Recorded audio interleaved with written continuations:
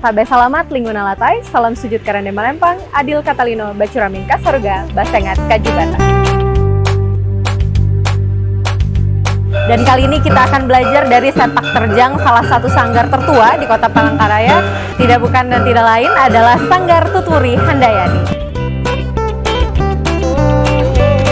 Nah, pemirsa pecinta budaya, sekarang saya sudah bersama Kak Jimmy. Ini adalah pendiri, dulunya sekaligus owner dari Sanggar Tuturi Handayani.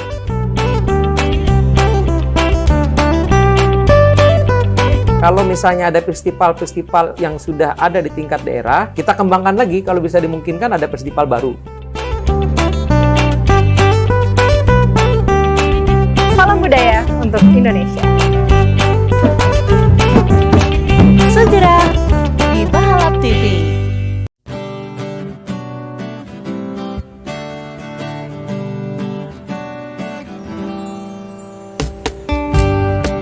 Tabe salamat lingguna latai, salam sujud karande malempang, adil katalino bacuramin kasorga, basengat kajubata. Assalamualaikum warahmatullahi wabarakatuh, salam sejahtera untuk kita semua, Om Swastiastu, Namo Buddhaya. Pemirsa, terima kasih Anda tetap setia menyaksikan Budaya Bahalap. Kembali lagi bersama saya Yuniko Versa. Kali ini kita akan belajar seperti biasa mengenai adat istiadat, kearifan lokal, kesenian, dan juga budaya yang ada di Indonesia. Langsung saja, inilah dia Budaya Bahalap untuk Anda.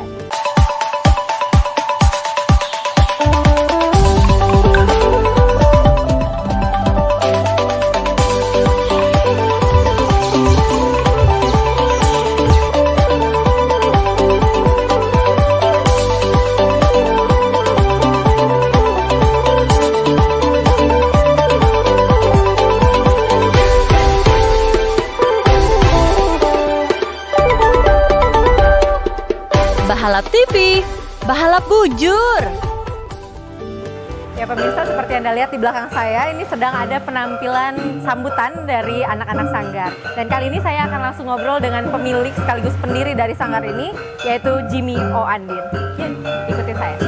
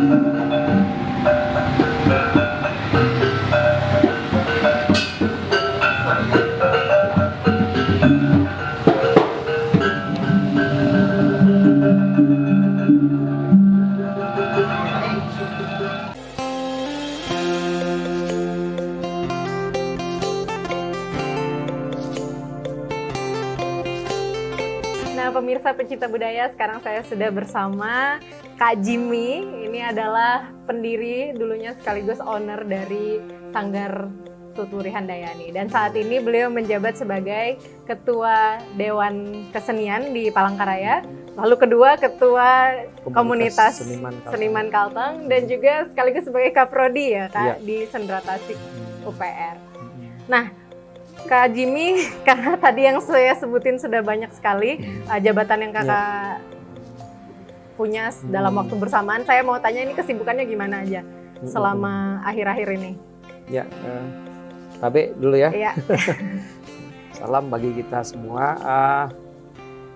Ya, mau tidak mau membagi kewajiban, ya, tugas pokok dan fungsi kita sesuai dengan amanah yang ditugaskan tadi.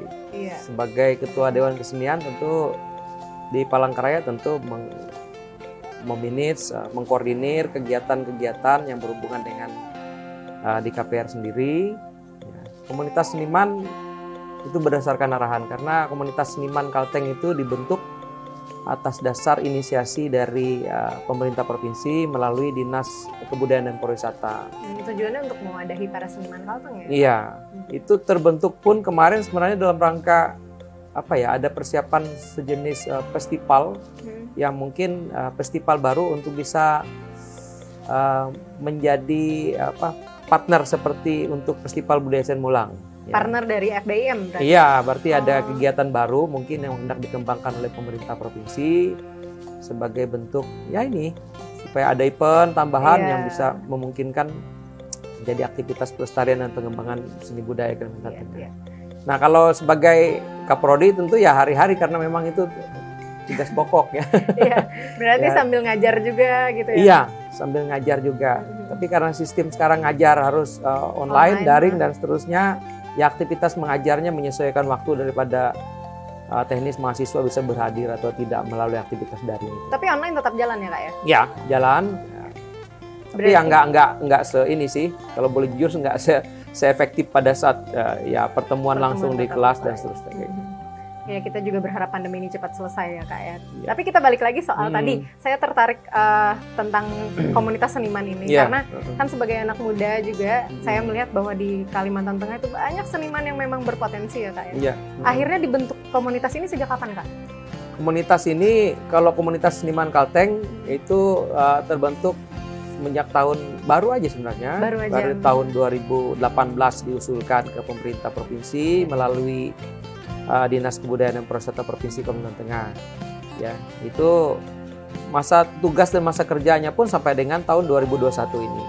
Oke, berarti tapi karena tapi dianggap karena istilahnya prospektif, maksudnya secara koordinasian itu prospektif, rencananya diperpanjang gitu. Atas arahan dari pemerintah provinsi. Iya, kalau boleh tahu Kak, itu visi misi dan nanti bagaimana misinya dijalankan terkait teman-teman seniman kita yang memang banyak di Kalimantan Tengah ini. Sekarang kan sudah ada wadahnya. Nah, kira-kira pembinaannya nanti seperti apa? Tentunya kegiatannya tidak hanya sifatnya pembinaan ya. Jadi sifatnya juga pengembangan, pemberdayaan kesenian, seniman dan pelaku seni itu sendiri di Kalimantan Tengah. Tentunya yang berhubungan dengan dimensi seni budaya itu sendiri, plus juga berhubungan dengan daya dukungnya untuk kepentingan kepariwisataan. Jadi ke arah sana juga. Ya.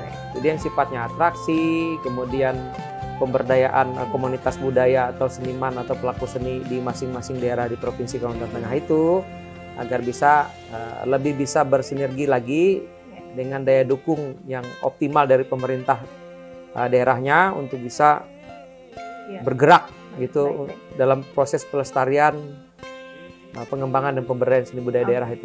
Mungkin kalau boleh lebih spesifik saya tanya contoh pemberdayaan itu seperti apa Pak? Tentunya kalau misalnya yang berhubungan dengan penyelenggaraan event misalnya, festival dan lain sebagainya. Dilibatkan. Ya? Setiap kabupaten dan kota Palangkaraya sendiri misalnya punya festival budaya Isen Mulang atau festival Palangka, budaya Palangka. Nah, masing-masing daerah kan punya tuh. Misalnya di Murung Raya ada festival Tira Tangka Balang dan lain sebagainya. Nah, komunitas seniman ini yaitu tadi, kalau misalnya ada festival-festival yang sudah ada di tingkat daerah, kita kembangkan lagi kalau bisa dimungkinkan ada festival baru. Yang dimensinya lebih kepada aspek-aspek yang berhubungan dengan pemberdayaan komunitas-komunitas budaya atau pelaku seni yang tadinya mungkin tidak terlalu sering dilibatkan. Iya, yang mungkin kalau dulu kita lebih seringnya yang lebih ke budaya Dayak gitu kan. Ya. Sekarang kan sebenarnya banyak yang melukis atau tari-tarian yang modern gitu juga dilibatkan berarti.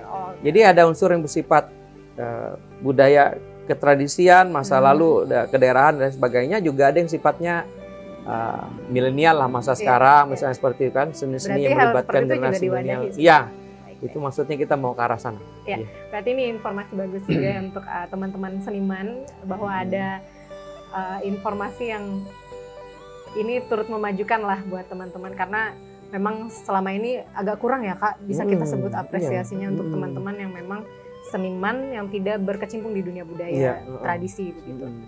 Baik, kita langsung bergeser ke cerita tentang sanggar ini, Kak. Iya. Saya sudah baca tentang Sanggar Tuturi Handayani, ya ampun, ini dari tahun 84 ya, Kak ya? Iya, Lama banget itu.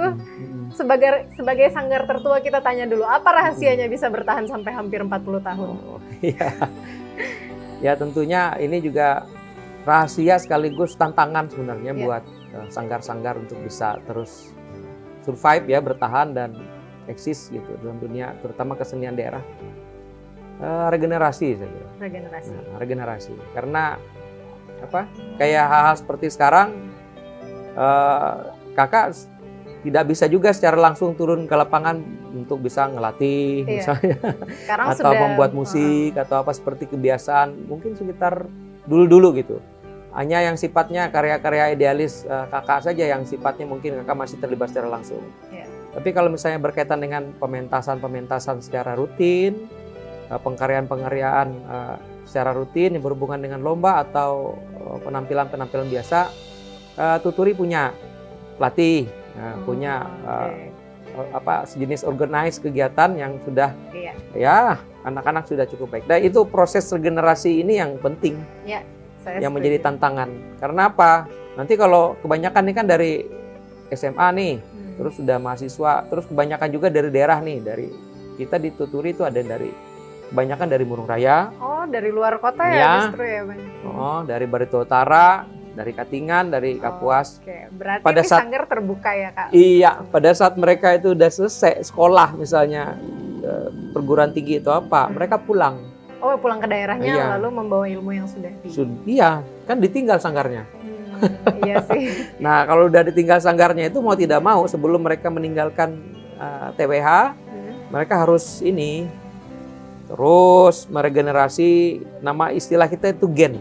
Oh, ada generasinya berarti ada di gen. sini ya? Iya. Oke. Ini ada gen 9 sudah kita dari gen pertama. 9 gen. Oke. Itu dihitung dari misalnya kakak punya anak, anaknya punya anak, anaknya punya anak. Oh, ya ampun, udah 9 keturunan. Iya.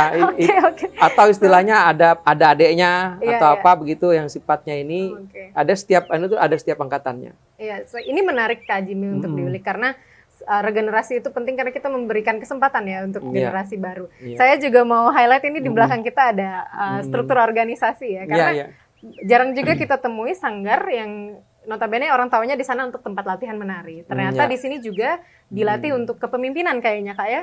Diberikan spesifik gitu job desk-nya. Kalau boleh tahu di sini ada apa aja Kak untuk posisinya Kak? Oh ya, tentu ada manajer, ada pengelola, kemudian ada bidang pendidikan, pelatihan kursus, bidang aset, promosi pemasaran, bidang kegiatan pertunjukan dan pengkaryaan, kemudian bidang perencanaan dan pengembangan usaha. Jadi ada 4 itu. Iya, itu semuanya diisi oleh anggota sanggar? Ya. Yang isinya anak-anak tadi? Iya. Berarti mereka memang dilatih untuk dan diberi kepercayaan ya? Iya, gitu. Wow. Nanti berkesenian itu buat kakak, itu sebenarnya tidak hanya menari, tidak hanya bermusik, ya, tidak hanya melakukan aktivitas-aktivitas yang sifatnya ya berkesenian secara umum yang orang lihat, tapi ada unsur-unsur menumbuhkan atau mengedukasi nilai-nilai yang berhubungan dengan kepemimpinan, manajerial, ya. Mungkin ini salah satu rahasianya kenapa bisa inovatif, bertahan sampai puluhan tahun. Dan ini yang sudah banyak istilahnya di apa? Tertular juga ke sanggar-sanggar yang lain, sehingga malah lebih bagus mungkin banyak. Ini juga saya mau bahas karena ini kan salah satu sanggar tertua dan saya tahu di sini banyak sekali melahirkan generasi yang pada akhirnya juga melebarkan sayap, membuka sanggar-sanggar baru. Nah kayak gitu, bagaimana perasaan kakak melihat pertumbuhan sanggar-sanggar di Kota Palangkaraya yang mereka asalnya juga dulu anak-anak yang kakak latih gitu? Ya, ada kebanggaan tersendiri ya? Bangga. Satu sisi tentu kita pasti bangga. Memang di sisi lain ya merasa tersaingi juga sih sebenarnya. Tapi bukan bersaing secara tidak sehat dalam pengertian berkompetisi itu dalam rangka untuk membangun kita semakin lebih baik. Jadi seperti itu. Jadi dulu kita punya komunitas sebenarnya namanya Terantang Petak Balanga yang saya bentuk bersama dengan saudara Cendana Putra Antang Marom itu tahun 2008. Nah itu awalnya. Itu membentuk komunitas dari tadinya resources penari yang dulunya kecil gitu ya, pernah sebagian terlibat di sanggar ini kakak kumpulkan lagi gitu. Sehingga ada sebentuk komunitas itu untuk bisa menolorkan segala sesuatu hal baik. Kebetulan kakak waktu itu baru pulang sekolah S2 dari UPI Bandung. Oh, jadi Tahun merantau dulu ya berarti Kak? Iya, jadi ini salah satu penerapan ya keilmuan pendidikan yang kakak dapat gitu kan, untuk dalam rangka membangun yaitu karakteristik, nilai kesenian, kemampuan keterampilan seni dan seterusnya bagi mereka. Iya. Tahu-tahu semakin kesini dan lain sebagainya, tahun 2012 komunitas itu karena terlalu banyak aktivitasnya yang dipercayakan, dihandle dan lain sebagainya, kita berinisiasi, silahkan kita istilahnya membubarkan diri secara komunitas, secara organisasi mungkin bahasanya seperti itu, perkumpulan, bentuk sanggar masing-masing. Ya akhirnya terbentuk itu. Iya. Berarti dari ada sini, Riak Renteng Tingang, ada Sanggar Darung Tingang, ada Kahanjak Huang, ada Betang Batarung, ada akhirnya berarti semua cikal bakalnya tadi ya, apa komunitasnya tadi Kak? Terantang Petak Balanga. Terantang Petak Balanga. Oke, dari sini saya bisa lihat tadi ya, ada salah satu kebijaksanaan yang kakak ambil bahwa kita nggak bisa bahasanya mengambil semuanya maruk gitu ya Kak ya. Iya. Pada akhirnya memutuskan untuk bubar dalam artian melebarkan sayap kan Kak? Oh itu salah satu mungkin satu kebijaksanaan yang harus diambil ketika menghadapi tantangan. Nah saya mau tanya nih Kak, ini kan sudah berkarya hampir 4 dekade ya. Selain kesuksesannya pasti di balik itu ada satu tantangan yang mungkin bikin kakak hampir menyerah, pernah atau gimana Kak? Boleh dibagikan ceritanya? Ya sebenarnya pendiri daripada sanggar ini kan almarhum orang tua saya, Bapak Dr. Andes Ganiti Andin, itu dari tahun 1984 itu. Nah, jadi waktu sepeninggal beliau, kakak ini dulu di Katingan, di Kasongan gitu. Jadi istilahnya mengaktifkan sanggar waktu itu ada adik kakak, ada keluarga kakak yang tinggal di rumah ini, itu ada GP, ada Idon Tori yang sekarang di Puruk Cahu ya. Menjadi menghidupkan seni budaya yang ada di sana. Ada Mahmud, ada Dora, ya. Semualah kalau misalnya saya bilang satu persatu banyak. Jadi pada saat itu mereka orang tua kakak itu pindah ke sana. Kemana tuh Kak? Ke Murung Raya. Oh, Murung Raya. Sempat menjadi kepala dinas kebudayaan, pariwisata, perhubungan dan telekomunikasi kalau nggak salah namanya dulu di sana. Kemudian selang waktu lama tahun 2004 itu beliau meninggal. Sempat berhenti vakum sanggar ini dari tahun 2004 itu sampai dengan tahun 2008 dan 2009, 4 tahun. Nah masa itu ya beruntunglah, puji Tuhan begitu ya, ada Terantang Petak Balanga tadi.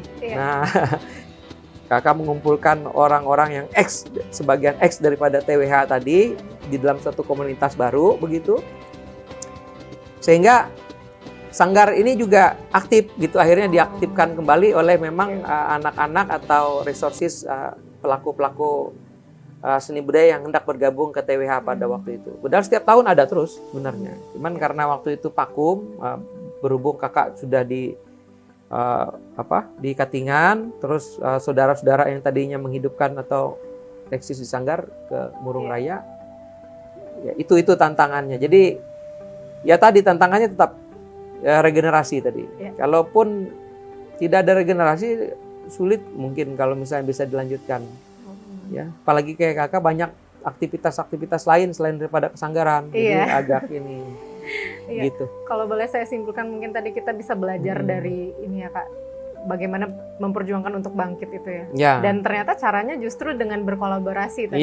Mungkin kakak tadi sempat mention, sempat menyebutkan bahwa ketika sanggar-sanggar itu terbentuk dan melebarkan sayap justru ada terjadinya persaingan, tapi justru ada sisi positifnya bahwa justru pelebaran sayap ini menciptakan kualitas yang semakin ini ya Kak, semakin tinggi mau kita capai. Termasuk juga kepercayaan yang tadinya melebarkan sayap itu untuk membuat sebuah organisasi yang besar lagi kan nih. Oh iya betul. Dewan Kesenian Palangkaraya, kemudian Komunitas Seniman Kalimantan Tengah. Itu atas dasar pertama memang ada arahan dari pemerintah provinsi kalau komunitas seniman kan. Kalau Dewan Kesenian itu memang dibentuk atas dasar inisiasi komunitas budaya, pelaku-pelaku seni budaya yang ada di Palangkaraya. Iya. Jadi pada saat terbentuk masa kepengurusan kedua, wah Kak Jimmy aja lagi. Kita Dipercaya seneng, lagi. iya. Istilahnya di zaman waktu Iya. ada Kak Jimmy dulu, wah kita gini-gini dan lain sebagainya, kita senang dan semangat. Minta Iya. tolong kepada Kak Jimmy lagi untuk bisa ini. Ya udah kalau diamanahin, pada prinsipnya kakak selalu menerima. Iya. Walaupun kadang-kadang itu terasa berat gitu. Karena banyak sudah yang dipegang Iya. ya Kak ya. Semakin kesini karena karirnya semakin berkembang. Iya, Nah tadi menarik untuk juga menjadi pelajaran buat kita, ternyata sanggar-sanggar atau pelaku seni di Palangkaraya juga sudah sadar akan pentingnya berkolaborasi ya Iya, Kak ya. mm-mm. Ini kan juga kalau kita lihat di masa sekarang orang selalu menyuarakan memilih berkolaborasi dibandingkan berkompetisi. Ternyata hal-hal kayak gitu juga udah masuk gitu ya di Ya. Palangkaraya. Sudah. Ini satu hal yang membanggakan dan saya juga ingin bertanya satu hal tentang kakak, karena tadi bahwa ternyata sanggar ini didirikan oleh keluarga kakak dan Ya. kita melihat bahwa ada regenerasi itu sesungguhnya sudah dimulai dari keluarga sendiri Iya. ya. Dan sebenarnya latar belakang kakak sebelum masuk ke dunia seni itu apakah memang juga dari mempelajari seni atau kuliahnya tentang seni, bagaimana Kak? Ya, kalau dari kecil otomatis ya, karena dulu rumah ini memang benar-benar tempat berkumpul seniman, Iya. pelaku seni. Dulu bukan sanggar namanya, dari tahun 70-an. Ya tempat orang ngumpul aja karena ada alat musik dan seterusnya, terus mereka nari, mereka ngecapi, ngerungut dan seterusnya, deder dan seterusnya. Itu atas gitu. dasar hobi aja ya dulu ya? Karena memang bawaan dari kampung gitu loh. Jadi aktivitas para istilahnya dulu orang-orang, mohon maaf ya bahasanya kalau secara spesifik, orang Siang, nah suku Dayak Siang dan lain sebagainya yang kumpul di Palangkaraya dulu kalau udah kumpul ya ada tantulo lah, ada nodoy, nasai dan seterusnya dulu loh. Nah aktivitas itu sekarang kan udah mulai nggak ada sebenarnya, hilang karena memang sudah beda generasi, beda budaya dan seterusnya. Nah makanya dari dulu seperti itu. Kemudian kakak ya akhirnya karena memang sudah mendarah daging begitu, ya sekolah lah di ISI, Institut Seni Indonesia Yogyakarta. Terus ya tahu-taunya jadi dosen juga di UPR. Sekolah lagi di UP Bandung. Ya begitu. Jadi memang seumur hidup sudah mengabdikan diri di dunia seni. Iya, dan juga pernah di Padepokan Bagong Kusudiarjo di Yogyakarta. Ya. Itu ngapain Kak? Ya, jadi cantrik di sana sebelum kakak sekolah tahun 95. Tahun angkatan 96 ikut nyantrik di Padepokan Bagong. Ya, berarti memang sudah melalang buana hidupnya tentang seni semua ya Kak. Nah sekarang nih Kak, mungkin kita akan masuk ke closing statement dari kakak seorang pelaku seni yang mungkin sudah menahun dan hampir seumur hidup sudah berkecimpung di dunia seni. Melihat sekarang kemajuan zaman sudah luar biasa dan bisa disebut memang kepedulian terhadap budaya, khususnya dari generasi muda itu menurun. Makanya kita buat juga program ini untuk lebih mengenalkan budaya-budaya Indonesia. Nah, saya mau kakak berikan satu pesan kepada anak muda, kenapa mereka harus melestarikan budaya. Kita boleh langsung ke arah kamera. Ya,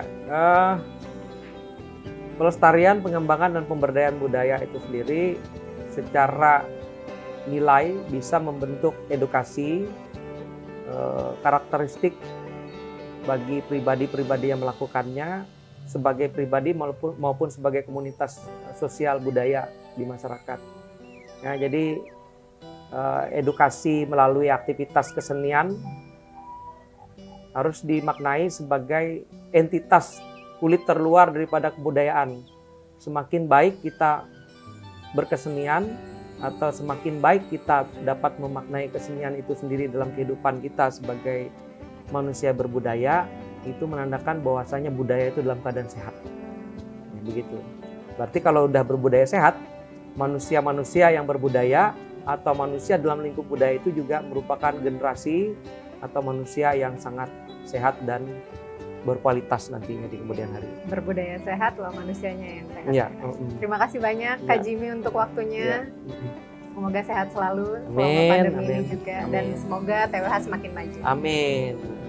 Juga doakan juga Prodi Pendidikan Seni Tasik. Iya, semoga semakin maju juga ya. Dan edukasi. DKPR dan komunitas Oke, seniman Padi. semuanya. Semoga kakak yang menjalani semuanya harus selalu sehat. Jadi Amin. Terima kasih. ketiga itu bisa Mm-mm. berjalan. Ya.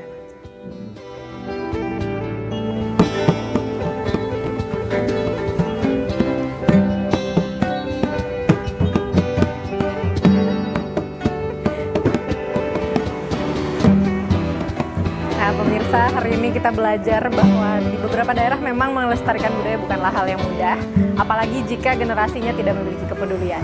Disitulah prinsip untuk regenerasi penting sekali, itu yang kita pelajari dari Sanggar TWH hari ini. Dan pemirsa, terima kasih banyak Anda telah mengikuti kami hingga akhir episode kali ini. Sampai jumpa di episode selanjutnya. Saya Yudika Versa pamit undur diri.